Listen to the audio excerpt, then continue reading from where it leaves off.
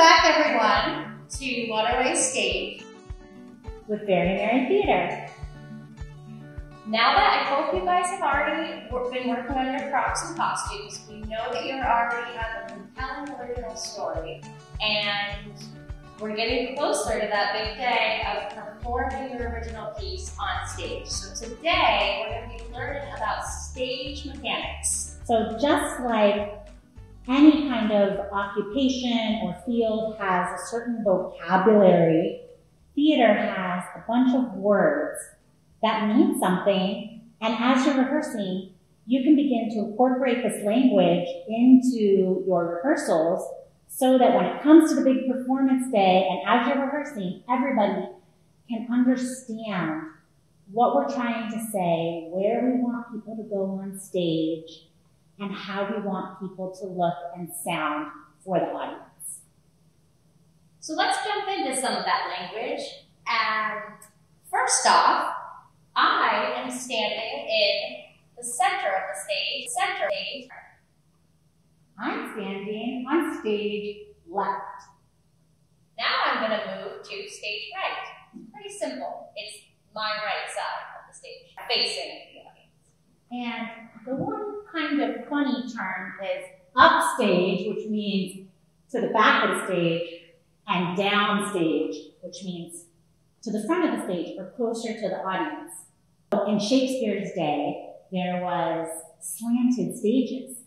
It was like a little mountain, and further back from the audience, it got higher. So they'd say, go upstage, and then you would come downstage.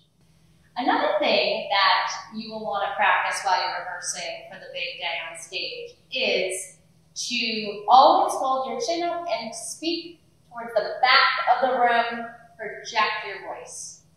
I know that you all can do this because I've heard how loud you are, particularly when you're outside playing. And there's a tendency when we get on the stage to say our lines to quiet down our voices. We get scared, we get stage fright, we kind of quiet. We want to do the exact opposite. We want to enunciate, we want to talk with a louder volume than we would normally when we're just talking to our friends, because we have an audience that wants to hear us and what we have to say. So even if you have a microphone, which both Sarah and I do have some little clip-on microphones right now, it's still, or if you have a microphone like this, it's still really important to open your mouth and even pronounce the words, the enunciation even more, so that people can hear you. And also, even though you get jitters on your show day and you might feel like talking really fast, it's really important to take a breath and slow down your lines. And as we're talking about hearing lines, I want to talk about microphones a little bit. So I think people get a little nervous about microphones because they're so cool. But there's a couple things. One thing is you never want to go like this to a microphone. Oh, is it working? That can really hurt the microphone, so we don't want to do that. There's a couple of things about a microphone. So it plugs into the soundboard. There's a plug here. With the XLR cable, there's 3 little dots, and you can see there's 3 little pigs right here, and it plugs in. So if it ever came unplugged, it shouldn't, but if it ever did, you have to look and line it up and plug it in. There's the microphone stand, which we'll go over in just a second. Sometimes there's an on and off button on the microphone. The button needs to be on, and when somebody asks you to test your mic, you want to make sure your microphone's at your mouth, and you start saying your lines. You can start practicing your lines from the play. So in this case, we have the river otter, and it loves to sleep in little beds of twigs that it has collected. So you start saying your lines as if you're your character and start warming up.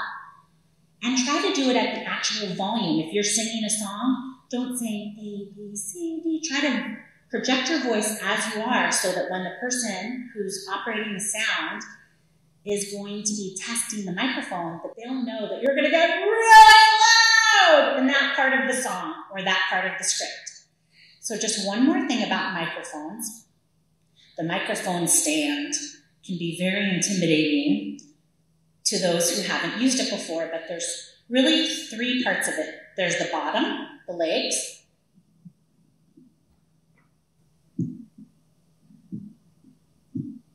and they fold out so that it becomes a little tripod on the stage. There's this tube in the middle, and that adjusts the height. And there's normally something that you can turn lefty-loosey on this one, and it will make it lower if you have a little person, or higher if you have a taller person.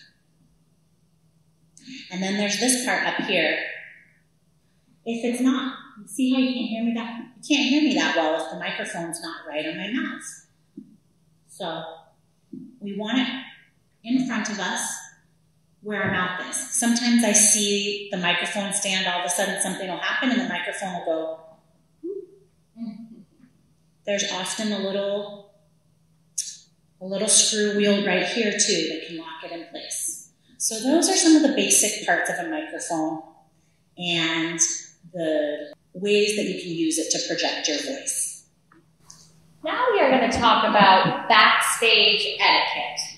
That's a big word, but etiquette basically means what are we supposed to be doing? What's the right way to act and spend our time when we are off stage, which would be in the wings on either side of the stage.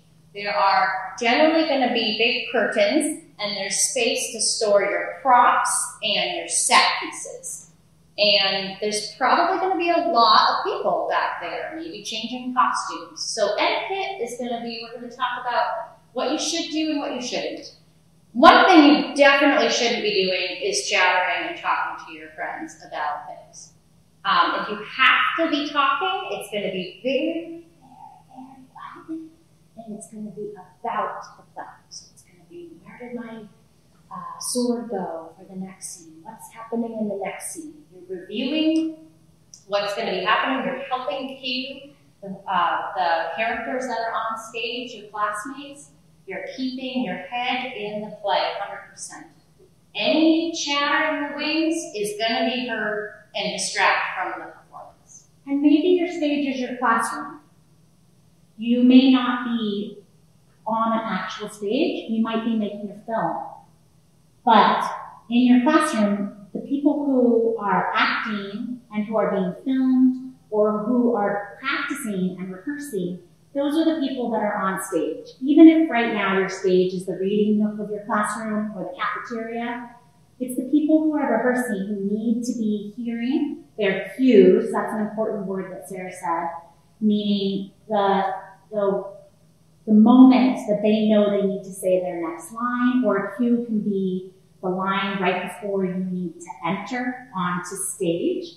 So the one thing you can do when you are not on stage is to just be very quiet and respectful and be listening to what's happening, waiting for your cue, and knowing when your next part is going to be. And speaking of cues, too, there's always going to be help for you. If you forget a line, if you forgot a piece of your costume or prop, your whole team, your whole class should be there to help. So you can get a verbal cue, you can get a cue from someone pointing to something that you forgot, and it's just a way to know that you're not alone and that you don't have to be scared, and that if something does happen, like you forget your next line, you will either have a cue or you can work some of your awesome improv skills that you've learned from doing the games, where you just flow. We call that not making it wrong. Because in real life, we forget what we're going to say all the time. Or you accidentally trip. And nobody knows that that's not part of what your character's supposed to do. So never apologize for anything that you think is a mistake. Try not to hold up the show. Just keep going and try to help the plot move along. And even when mistakes happen, sometimes those are the best parts of the play. Now we have a special guest. Don Wright is the executive director and founder of Very Merry Theater. Hi everyone, I'm Don from Very Merry, as they just mentioned in the introduction. There's a few fun terms in the world of theater that are not good things in real life necessarily, but in theater are actually very positive things. One example is when you're wishing someone to have a great show, or even the whole act, and you want to give them some encouragement to go out and dazzle their audience. Instead of saying good luck, we say, and most of you probably know this, break a leg. And as you can imagine, when that term first came into being, it probably was a bit of a surprise. Maybe there was even a story behind it. Maybe somebody once broke a leg and the show went on. We don't know. But somehow in the world of theater, break a leg means good luck. Another is cheating. So I'm going to ask Sarah to step over with me for a moment. And this is a very important stage mechanic. In addition to projecting your voice and speaking at a good pace, meaning not too fast, and being expressive and enunciating your words, all those things are very important in communicating your character, but it's also important for the audience to be able to see you as fully as possible, even when you're engaged with another character, so that they can help along the way process the show, understand what's being happened, maybe even share it with their friends in their mission and catch up on what's going on. But in order to fully comprehend what's happening to a character, we kind of need to see their face. If Sarah and I both had our back to you, I think even if we were having a very interesting, loud conversation, we might not be sure whether we're trying to be funny with each other. Maybe we're having an argument, but we both know that it's really not very serious. But if we turn around and face front and you can see us, then you can read the emotions on our face. And Sarah and I, our characters could be having an argument on stage, but maybe it's actually just a playful, fun argument, like, you stole my wallet. I did not. As opposed to maybe the two characters really are mad at each other. You stole my wallet. What are you talking about? You see the difference? So when we want to make sure that we're communicating through our faces what our characters are feeling, we want to cheat a little bit. So instead of Sarah and I being direct and profile to each other, in which case you're really not going to get the full benefit of our expression, we can cheat out a little bit so that our bodies are at an angle which is partly towards the audience but also partly towards each other. And we can have that same argument we just had, and you can follow our expressions along the way, but we can, as actors, feel like we're communicating, that whoever's talking, the other person's listening, and when they're talking, I'm listening, just like in the real world. And it's important to communicate that to the audience. I think you stole my wallet. I don't know what you're talking about. So the third word, which is a lot of fun in the world of theater, which is the hardest thing that I have found in all my years of working with children, to turn into practice, is called destroying the book, or destroying your script. And what that means simply is, your script is, in many respects, the most important prop that you're going to have in the show. It's probably going to be more important than your costume or any other prop, because we can almost imagine everything. Maybe you've seen a show sometime where people were just all wearing one color, and yet somehow through their skills as an actor, they were able to communicate their character and who they were. But your script is your book. Those are the words that we start with. That's the piece of art that we build the story on. So destroying your script means you as an actor are going to take responsibility for a lot of what the director and the choreographer and the music director are imparting to you to help develop your character and ultimately the full story. Which means you should always come to rehearsal with your script, try not to forget it, stick it in your backpack first thing in the morning on your way to school, maybe even before your lunch. Make sure you also have a pencil. And as soon as you finish working with the director, for example, on a scene, or the choreographer on a dance, or the music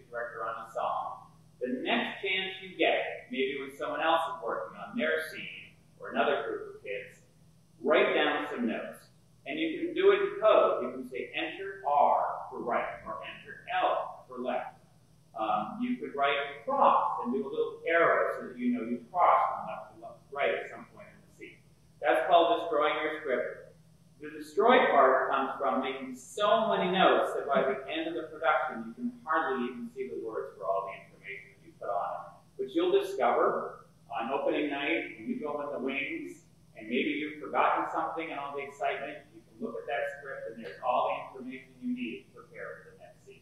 Similar to cheating, you want to make sure to find your light, because I can be having the best play in the world right here, but nobody in the audience can see it. But if I can feel like a moth, that I'm in the light and that the light is on my face, then when I'm having the best play in the whole world, you can see me, see my face, see my expressions, and know where to look on stage. So make sure that you're not hiding out of the light.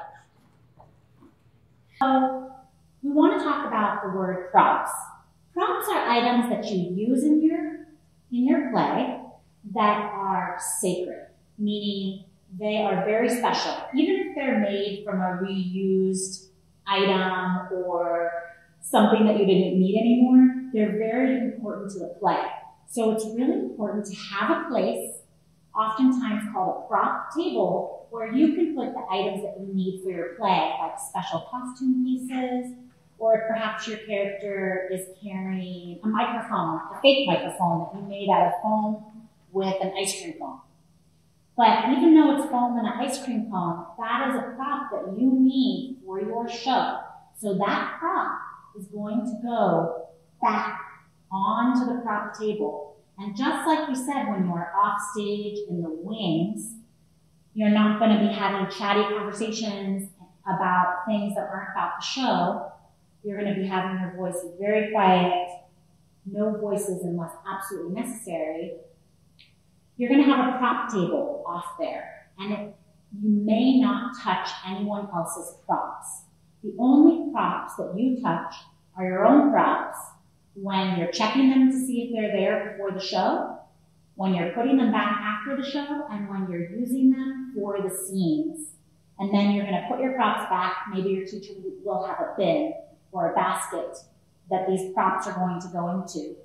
But the point I'm trying to get across is that these are not toys, but you want to respect them just as you would your script and your costumes. Great. Yes, I think we have one more topic to cover today, and that, of course, is once you put on your show, and at the conclusion of your show, there's going to be some applause. So, depending on the size of your audience, there might be a lot of applause. And what you're going to do with your group is everybody's going to come on stage, and you're going to walk stage down just about as far as you can to the very edge of the stage. And this is one way to do it. You could, so we're walking down stage. Yep. And then everyone's standing in a line, and the audience is going wild, and everyone's so relieved because their attention and the excitement was so high, and you've done it, and you can take hands, and you have your shoulder to shoulder. The person in the middle is going to be the person to raise the hands, and you're going to watch them, and you're going to mirror, kind of like our warm-up game of mirror, what they're doing. You're going to follow them. So I'm following Sarah, and when she goes down, I'm going to go down. And then she's going to come up, and I'm coming up, and then you release, wave. and one. So we're just mirroring, and we gave you some of the terms for theater that you're going to practice with your group. And there are many more that you'll learn as you come and do other very, very theater shows. And of course, if you have any questions and things come up while you are rehearsing or your performance day, I'll be happy to address them. But I think we've got you covered with pretty much all you need to know. We look forward to seeing your performances and hope you're having fun. You've made it so far. Go destroy your script. Have a very, very day.